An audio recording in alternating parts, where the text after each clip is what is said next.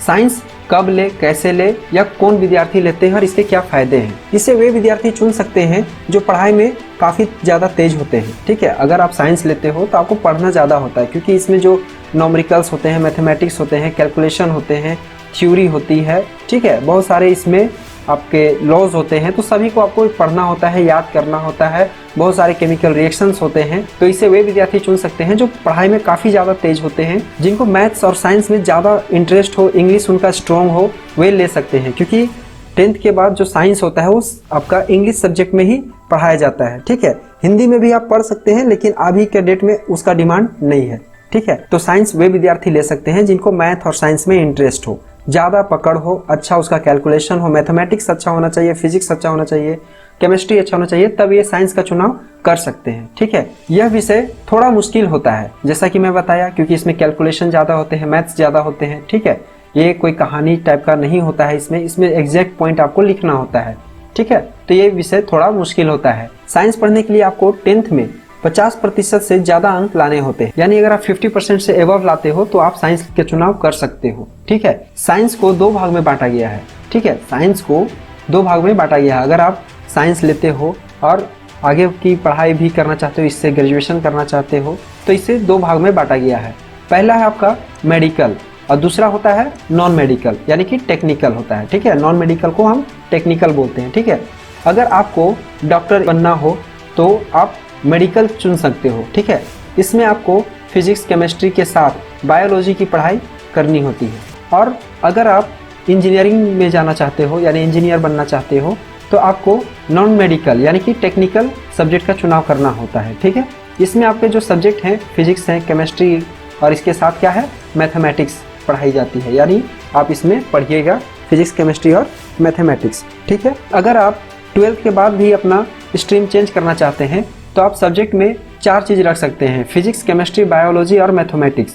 इससे आपको क्या होगा कि 12th के बाद भी आप मेडिकल और इंजीनियरिंग के लिए तैयार रहोगे। अगर आपको मेडिकल में जाना है तो फिर भी मेडिकल में जा सकते हो, और इंजीनियरिंग में जाना है तो इंजीनियरिंग में भी जा सकते हो, लेकिन इसमें आपको बायो के साथ मैथ भी रखना होगा, फिजिक्स, केमिस्ट्री, बायो और मैथ। तो अगर आपको 12th के बाद आपको डिसाइड करना है कि आपको टेक्निकल में जाना है या मेडिकल में जाना है, तो आप इसमें मैथ और बायो साथ में रखना होगा और साथ ही इंग्लिश भी रखना होगा। ठीक है, तो ये 5-6 सब्जेक्ट आपके होते हैं। ठीक है, इंग्लिश होगा और एक्स्ट्रा में आपका कोई भी हो सकता है, कंप्यूटर वगैरह हो सकता है। तो चलिए अब हम समझते हैं 10th के बाद साइंस चुनने के फ़ायदे।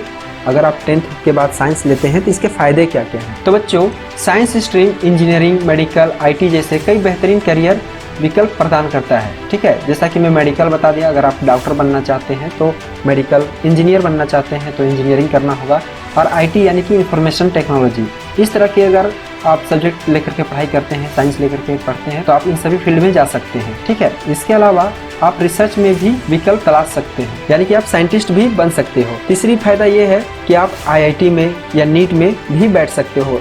ठीक है, अगर आप साइंस सब्जेक्ट लिए हो और मैथ और बायो दोनों रखे हो, तो मैथ रखने वाले IIT के एग्जाम में बैठ सकते हैं और बायो रखने वाले नीट में। अगर कोई स्टूडेंट्स दोनों सब्जेक्ट रखा है तो नीट का भी एग्जाम दे सकता है और IIT का भी एग्जाम दे सकता है, और भी स्टेट लेवल पे बहुत सारे एग्जाम होते हैं, उससे भी वो भर सकता है। ठीक है, अपने अपने स्टेट लेवल के एग्जाम इंजीनियरिंग के ऊपर भर सकते हैं। ठीक है, मेडिकल का भी बहुत सारा होता है, उसमें भी वो फॉर्म भर सकते हैं और अपने करियर को आगे बढ़ा सकते हैं। ठीक है, चलिए और इसका क्या फ़ायदा है वो देख लेते हैं। साइंस लेने का सबसे बड़ा फ़ायदा यह है कि इसमें छात्रों के पास बड़ी मात्रा में आगे के लिए विकल्प खुल जाते हैं। अगर आप साइंस लेते हो तो आपके लिए बहुत बड़ा विकल्प खुल जाता है फ्यूचर में। ठीक है, छात्र साइंस से कॉमर्स या आर्ट्स में कोर्सेज को चुन सकते हैं। अगर आप 12th में साइंस लिए हो तो आप कॉमर्स और आर्ट्स का चुनाव कर सकते हो ग्रेजुएशन के लिए, लेकिन कॉमर्स और आर्ट्स लेने के बाद या वैसे छात्र जो कॉमर्स और आर्ट्स पढ़ रहे हैं वे साइंस लेकर ग्रेजुएशन नहीं कर सकते। ठीक है, यानी उनको ग्रेजुएशन में साइंस चुनने का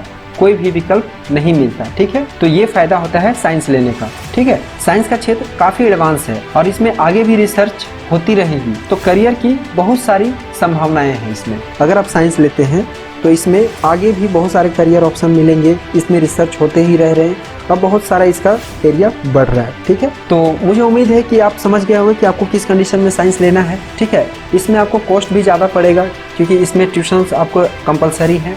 आपको फिजिक्स, केमिस्ट्री, मैथ, बायो जो भी आप सब्जेक्ट रखते हो उसका क्लास स्पेशल करना ही पड़ेगा। ठीक है, आप कॉलेज में पढ़ाई के साथ साथ साइड से आपको ट्यूशन भी लेना पड़ेगा, आपको बहुत ही ज़्यादा मेहनत करना होगा। करीब करीब इसमें आपको 15 से 16 घंटे रेगुलर पढ़ने होंगे, ठीक है। उसके बाद आगे की भी जब पढ़ाई करोगे तो भी आपको पढ़ना ही होगा, ठीक है।